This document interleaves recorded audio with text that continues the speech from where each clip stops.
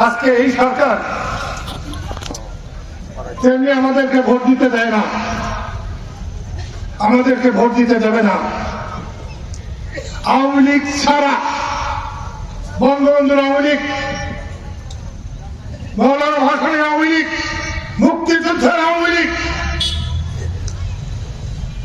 বাংলাদেশের মানুষের আওয়ামী লীগ, আওয়ামী লীগের ভোটাররা যদি ভোট দিতে না পারে, আমি গামছা নিয়ে নির্বাচন করতে যাব না। জাতীয় পার্টির লাঙ্গল তারা যদি ভোট দিতে না পারে, তাদেরকে যদি বাইরে রাখা হয়, আমি নির্বাচনে যাব না।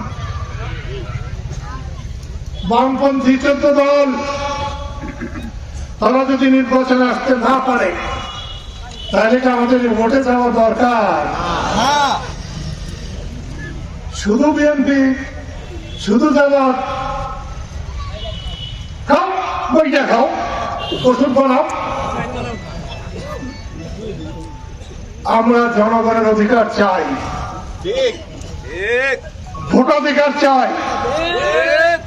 একটু আগেই বলছিলাম, যখন সবাই পাকিস্তান চেয়েছিল, তখন জামাত ব্রিটিশের গোলামি করেছিল। যখন আমরা সবাই বাংলাদেশ স্বাধীন করতে চেয়েছি, তখন জামাত পাকিস্তানের পক্ষে ছিল, খুন খাওয়াবি করেছিল। সেই জামাত তাকে নিয়ে ইলেকশন করলে আমরা ইলেকশন করব? এখনো হিসাব করলে দেখা যায় 43% ভোট আওয়ামী লীগের আছে, 14% উপরে জাতীয় পার্টির আছে। আমাদেরও 3% মতো ভোট হচ্ছে, আমরা তো বেশি ক্যান্ডিডেটও দিতে পারি।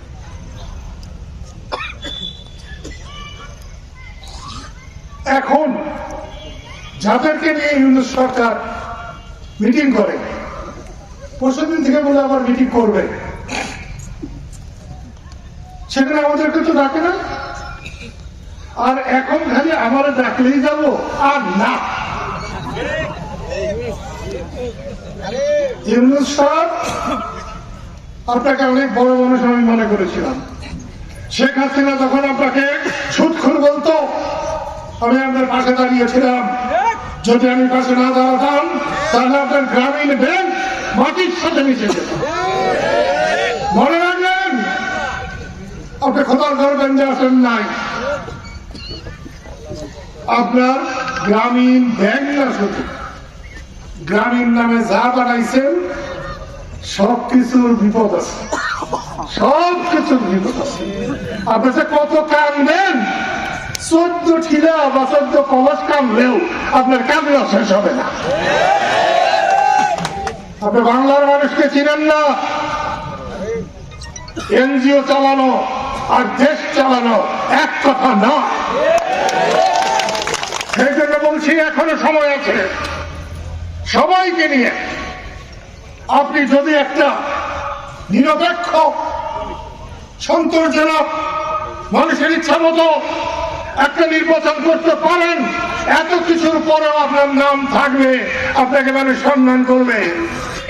আর যদি মীর জাফর হতে চান, আর যদি ঘসিটি বেগম হতে চান, তাহলে যা করতেছেন করেন, বেশি দিন লাগবে না, খুব বেশি দিন লাগবে না। সেই জন্য বলছি, আজকে এখানে দাঁড়িয়ে আমার যেমন আমার স্ত্রীর কথা, আমার মা বাবার কথা, আমার কবরবাসী ভাই বোনের কথা যেমন মনে পড়ে, ভয়রা তুলে আমি যখন পা ফেলি, তখনই আমার কাননের কথা মনে পড়ে। কারণকে আমি শেষ দিন যখন হসপিটালে আমি দেখতে গিয়েছিলাম, কি যে খুশি হয়েছিল। এই বলেটন থেকে আমি গিয়েছিলাম ওকে হসপিটালে। আচ্ছা, কারণ নাই, আমি এখানে এসেছি, কারণ থাকলে কত যে খুশি হতো ঠিক বলতে পারি না। আমি আর একটা কথা বলবো, আমি লম্বা মানুষ, সখীপুরে আমার মতো লম্বা আরো 10-20টা আছে কিনা আল্লাহ জানে, আছে 2-1টা আছে, আমি দেখছি। লম্বা মানুষটা একটু স্বভাবে 87 হয়তো কম। আমি বোকা হিসেবেই জিতেছি। আমি যখন আওয়ামী লীগ করতাম তখন বলা হয়েছিল সার মাগনা দেবে, বলা হয়েছিল আকিয়া গণতন্ত্র বাতিল করবে, পার্টির ন্যায্য মূল্য দেবে। তখন ন্যায্য মূল্য ছিল 500 টাকা আমরা দাবি করেছি। এখন 5000 টাকার উপরে পাট বিক্রি হয়, কিন্তু এখন মানুষের পাট চাষের আগ্রহ নাই। এগুলা কিছুই যখন হচ্ছিল না তখন আমি শেখ হাসিনাকে কয় করব, তুমি আমাকে বলেছিলেন তোমাকে চিন্তা করতে হবে না, ইলেকশনের সময় নতুন কথা বলবো, মানুষ বলবে। আমার ওটা বিশ্বাস নেই, কারণ আমি কথা বদলাতে পারি না, আমি আমার বাবার নাম বদলাতে পারি না, আমি কোনোদিন বদলাই নাই, আমি এটা বদলাবো না। সেই জন্য কিন্তু আমি কৃষক শ্রমিক জনতা লীগ করেছিলাম, ভেবেছিলাম এই সখীপুরের মানুষ সখীপুরের দলের পিছনে দাঁড়াবে এবং এই সখীপুরের সবাই কৃষক শ্রমিক জনতা লীগ করে, কিন্তু তা হয় নাই। আমরা বগুড়ার গোলাম হতে অনেক উৎসাহী হয়েছি, আমরা ফরিদপুরের গোলাম হতে উৎসাহী হয়েছি, কিন্তু আমরা সখীপুরের গামছার মালিক হতে কতটা উৎসাহী হই নাই।